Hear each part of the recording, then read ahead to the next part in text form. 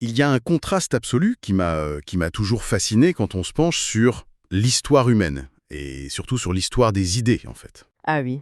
Quel genre de contraste?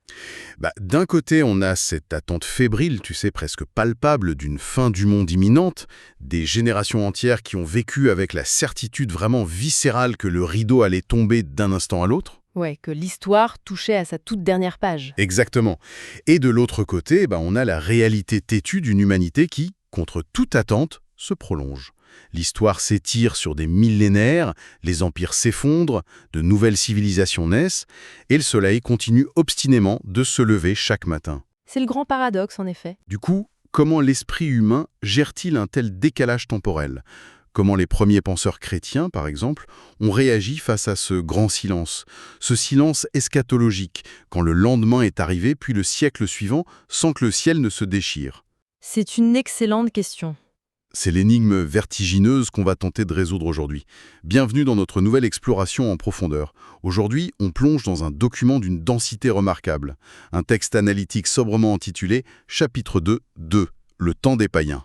C'est vraiment une matière d'une richesse inépuisable. Notre mission, aujourd'hui, à travers cette analyse détaillée, c'est de décortiquer une mécanique intellectuelle assez fascinante.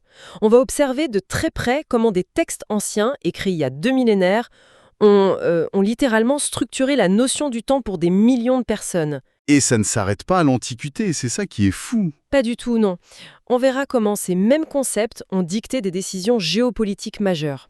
Ça va jusqu'à influencer des correspondances papales en plein cœur du Moyen-Âge pour finalement définir ce concept fondamental qu'on appelle le temps de l'Église. Alors, juste avant de plonger tête la première dans ces textes millénaires, il me semble absolument indispensable de poser un cadre très précis pour notre discussion, parce qu'on va manier des concepts qui touchent à l'intime et au sacré pour beaucoup de gens. Oui, c'est une précaution fondamentale. L'analyse qu'on mène aujourd'hui s'appuie sur des textes religieux, sur la théologie chrétienne primitive, sur des visions de la fin des temps et inévitablement sur la relation historique complexe entre l'Église naissante et le peuple juif. Tout à fait. Il est donc vraiment crucial de souligner avec la plus grande clarté que notre démarche est strictement analytique et historique. Notre objectif n'est en aucun cas de prendre parti, de valider une croyance ou d'invalider une doctrine religieuse. On reste des observateurs. Voilà. On observe ces écrits comme des artefacts intellectuels majeurs. Le but est purement analytique. On rapporte avec justesse les idées contenues dans cette documentation pour comprendre les rouages de cette pensée historique. Nous demeurons des explorateurs impartiaux de l'histoire des idées. Le décor est planté, entrons dans le vif du sujet. Le texte commence par mettre le doigt sur ce qu'il appelle une illusion chronologique. Et tout part d'un problème de lecture qui, très honnêtement, est assez contre-intuitif pour un esprit moderne. C'est-à-dire ? Quand on lit l'Évangile selon Matthieu, on a vraiment l'impression d'une urgence absolue. Le texte décrit un enchaînement d'événements catastrophiques, notamment la chute de Jérusalem, et ça donne l'impression que la fin du monde devait suivre de manière quasi instantanée. Ouais, et le choix des mots y est pour beaucoup. C'est là que le langage façonne notre perception de la réalité. Matthieu, au chapitre 24, utilise une formulation qui ne laisse aucune place au doute ou au répit. Qu'est-ce qu'il dit exactement alors ? Il écrit « Aussitôt après la tribulation de ces jours-là, le soleil s'obscurcira ». Toute l'attention doit vraiment se porter sur ce « aussitôt ». Il n'y a pas de zone tampon. Aussitôt, donc pas dans 100 ans. C'est ça. Et cette urgence est martelée quelques versets plus loin, où il dit « Cette génération ne passera pas que tout cela ne soit arrivé ». Ah oui, c'est très clair. Historiquement, pour les premières communautés qui lisaient ou entendaient ces paroles, le compte à rebours n'était pas seulement lancé, il était sur le point de sonner. La fin était perçue comme un événement devant arriver de leur propre vivant. C'est un véritable choc psychologique en perspective pour eux, quoi. Mais là, l'histoire prend un tournant fascinant grâce à un autre rédacteur, Luc. Chez Luc, on trouve une formulation qui agit un peu comme un séisme théologique. Une toute petite variation. Ouais, une simple variation dans la phrase qui vient créer un continent temporel tout entier. Dans son évangile, Luc écrit « Jérusalem sera foulée aux pieds par les païens, jusqu'à ce que soient accomplis les temps des païens. » Jusqu'à ce que... Exactement. Il faut bien mesurer l'impact de ce petit « jusqu'à ce que ». C'est pas juste un détail grammatical, c'est la naissance d'une toute nouvelle ère. D'un seul coup, entre la destruction de Jérusalem et la fin du monde, Luc intercale une période intermédiaire entière. Et cette période intermédiaire, c'est précisément ce fameux temps des païens qui posera les fondations conceptuelles du temps de l'Église. D'accord. Mais cette subtilité de Luc, elle n'est pas passée inaperçue et elle a même soulevé de vives controverses parmi les exégètes et les critiques modernes. Pendant très longtemps, une accusation lourde a pesé sur Luc. Laquelle? On lui a reproché d'avoir tout simplement inventé cette période de toute pièce. L'argument de ces critiques, c'est confronté à la réalité dérangeante d'un monde qui refusait obstinément de s'effondrer, Luc aurait paniqué. Ah, Jean, il aurait cherché une excuse. Exactement. Il aurait modifié le message originel, créé une sorte de salle d'attente théologique pour repousser l'échéance, et au fond, sauver la face d'un jeune mouvement religieux qui risquait de perdre toute crédibilité face au retard apparent de la fin du monde. Mais attends, c'est pas un peu trop commode comme explication, non? Dire oh non, c'est pas un retard embarrassant, c'est en fait une toute nouvelle ère providentielle. Ça ressemble énormément à une excuse politique trouvée a posteriori pour calmer les troupes. Bah oui. C'est le genre de pirouette de leçon publique qu'on verrait très bien aujourd'hui pour justifier un projet qui a pris 20 ans de retard. C'est exactement le soupçon qui a animé beaucoup de lectures critiques. La tentation est très grande de voir Luc comme un simple gestionnaire de crise. Ouais. Cependant, une analyse plus profonde et méticuleuse des textes vient totalement déconstruire cette accusation. Ah bon? Comment ça? Si on regarde attentivement le patrimoine commun de ces écrits primitifs, on réalise que l'idée d'un délai nécessaire n'est absolument pas une invention isolée de Luc. Elle est profondément ancrée chez Matthieu et chez Marc, mais elle s'exprime différemment. Qu'est-ce qu'ils disent, eux? Matthieu affirme très clairement que cette bonne nouvelle du royaume sera proclamée dans le monde entier. Et alors viendra la fin. Et Marc est tout aussi catégorique. Il dit « Il faut d'abord que l'évangile soit proclamé à toutes les nations ». Ah! Donc le concept d'un délai, d'une condition préalable avant la ligne d'arrivée, était déjà gravé dans le marbre, en fait. C'est pas une rustine inventée en urgence par Luc. Précisément, la fin ne peut logiquement pas survenir tant que le message n'a pas atteint l'ensemble de l'humanité connue. L'architecture même de leur pensée exigeait cette diffusion universelle. Le problème ne vient pas des textes eux-mêmes, mais de notre façon moderne de les lire. C'est-à-dire? Nous cherchons une chronologie linéaire parfaite, alors que ces auteurs superposaient des vérités théologiques. Je vois. Il faut vraiment qu'on change notre logiciel de lecture pour comprendre ça. C'est un peu comme, imaginons ces textes non pas comme un calendrier moderne où on coche les jours un par un, mais plutôt comme un système de rouages embriqués, ou même comme des poupées russes. C'est une bonne image, ouais. Ont emboîté les uns dans les autres. Donc, quand Matthieu dit « aussitôt », il ne parle peut-être pas des aiguilles d'une montre, mais d'une connexion profonde, d'une inévitabilité causale. Voilà, c'est une conception narrative où plusieurs dimensions temporelles coexistent dans le même espace. L'image des rouages est très pertinente. Ce mode de rédaction non linéaire est d'une grande importance pour saisir la mentalité de l'époque. Et ça devait se refléter dans leurs actions. Totalement. Les rédacteurs superposent des thèmes pour en montrer la signification ultime, plutôt que de fournir un compte-rendu journalistique minute par minute. Et cette vision trouve son prolongement le plus spectaculaire chez une autre figure monumentale de cette époque. L'apôtre Paul. Exactement, l'apôtre Paul. C'est là que cette mécanique textuelle devient une véritable force motrice de l'histoire. C'est vrai que Paul apporte une dimension vertigineuse à cette notion de temps intermédiaire. Dans sa lettre aux Romains, il écrit une phrase qui va résonner à travers les siècles. Une partie d'Israël s'est endurcie jusqu'à ce que soit entrée la totalité des païens, et ainsi tout Israël sera sauvé. Encore un jusqu'à ce que.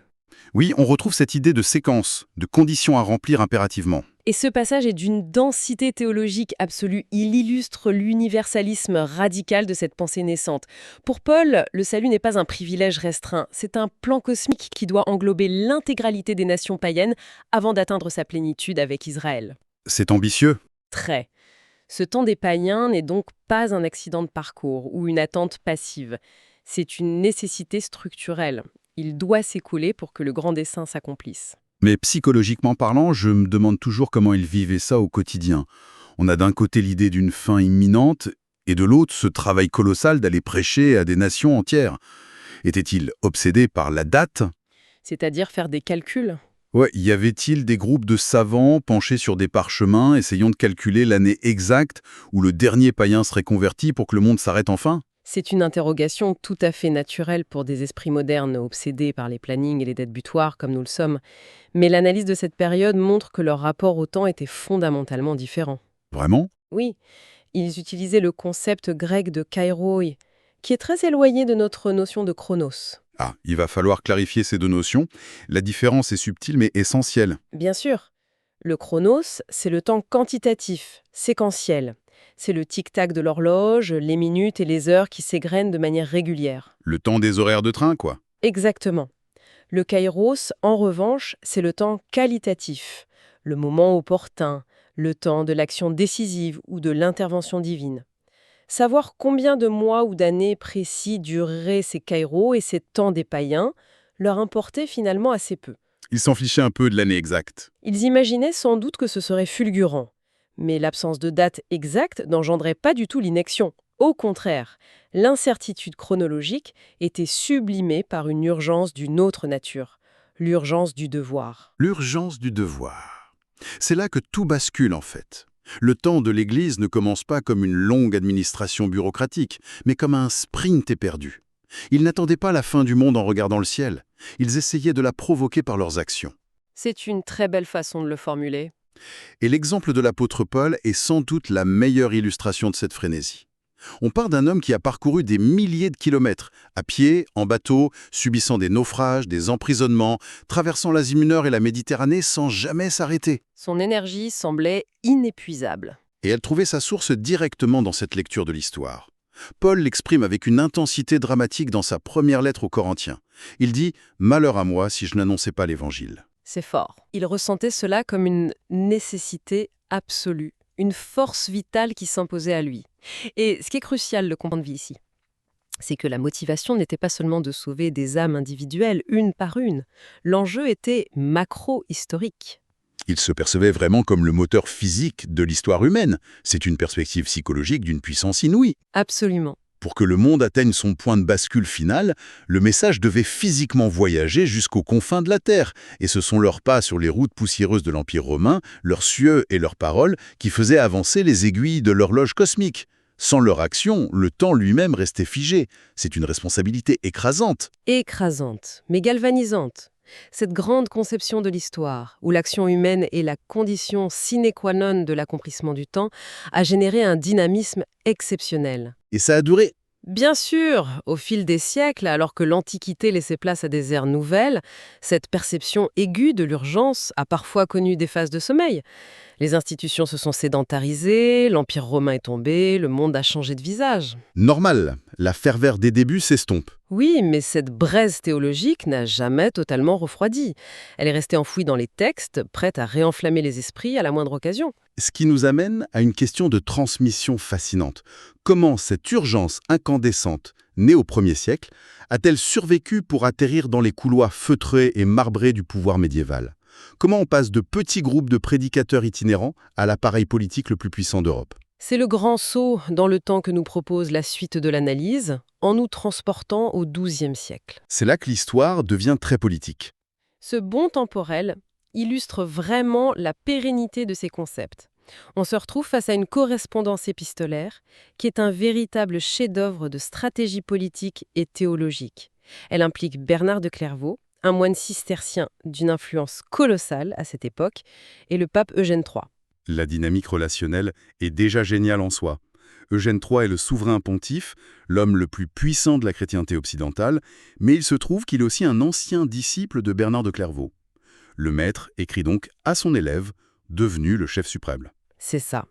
Et il ne prend pas de gants. Pas du tout. Bernard de Clairvaux écrit pour recadrer la politique pontificale.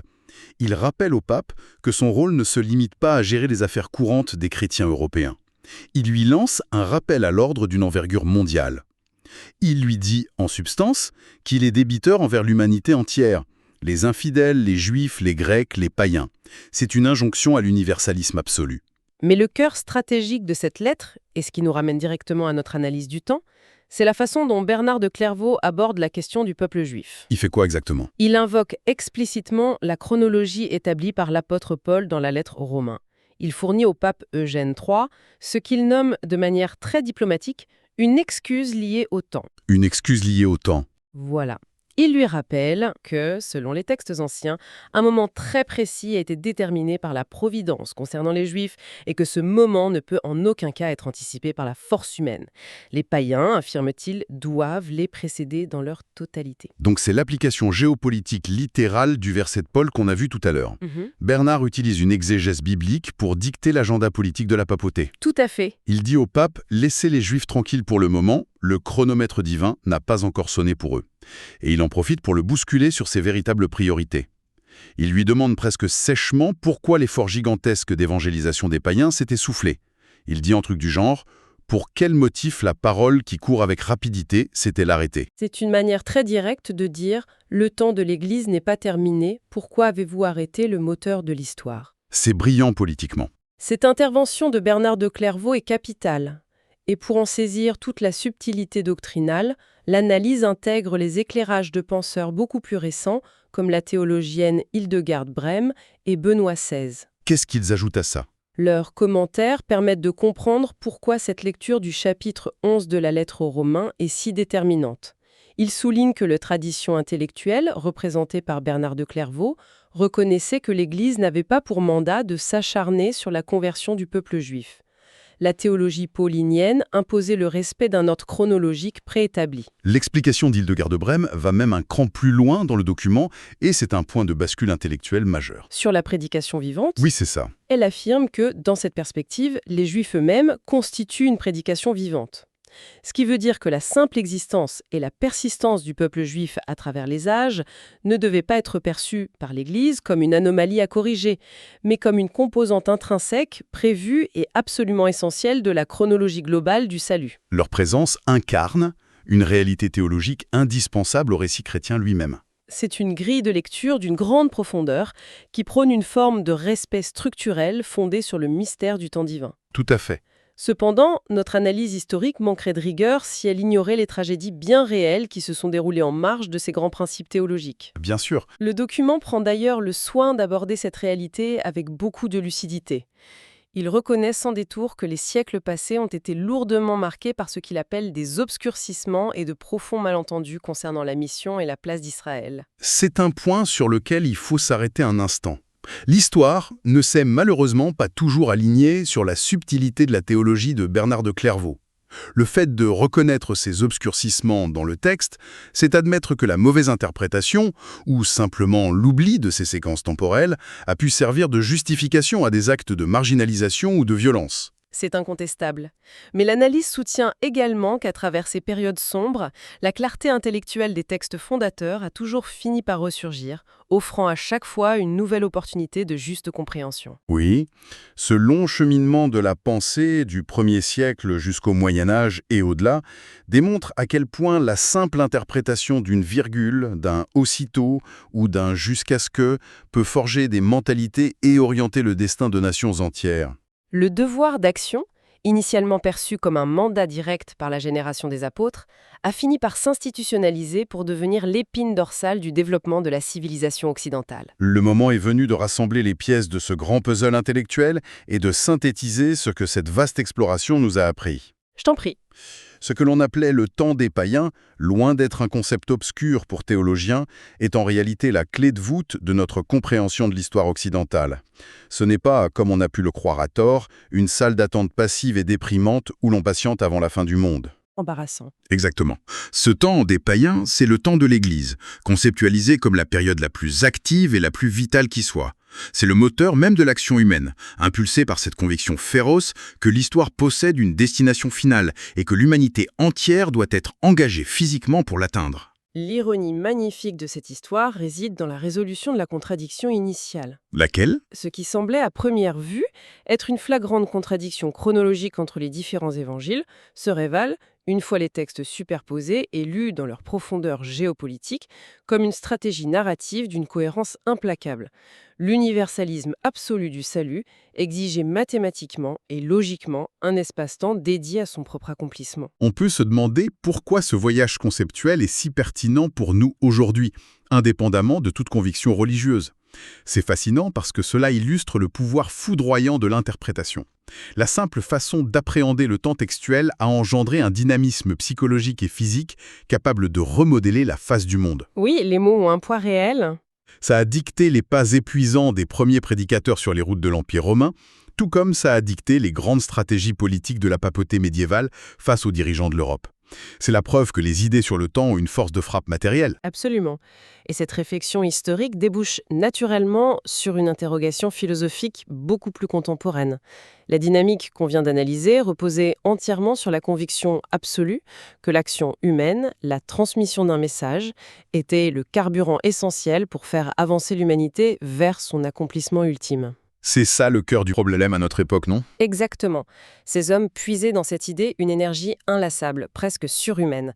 La question qui se pose alors, pour clore notre analyse, est la suivante. Dans notre modernité hyper connectée, où la transmission de l'information est devenue instantanée et globale, existe-t-il encore au fond de nous un message, une idée ou un grand devoir collectif dont nous estimons qu'il est vital pour faire franchir à l'humanité une nouvelle étape évolutive ? C'est une excellente question. Ou bien écrasés par la complexité vertigineuse de notre monde et la saturation de l'information, avons-nous perdu cette conscience aiguë d'une urgence historique, ce fameux moteur intime et qui animait avec tant de force les grandes figures du passé? C'est une perspective redoutable et profondément stimulante pour clore cette analyse. Le contraste entre leur certitude motrice et notre possible égarement contemporain offre un miroir fascinant sur nos propres motivations collectives. C'est une joie de partager ces réflexions et ces décryptages avec notre auditoire.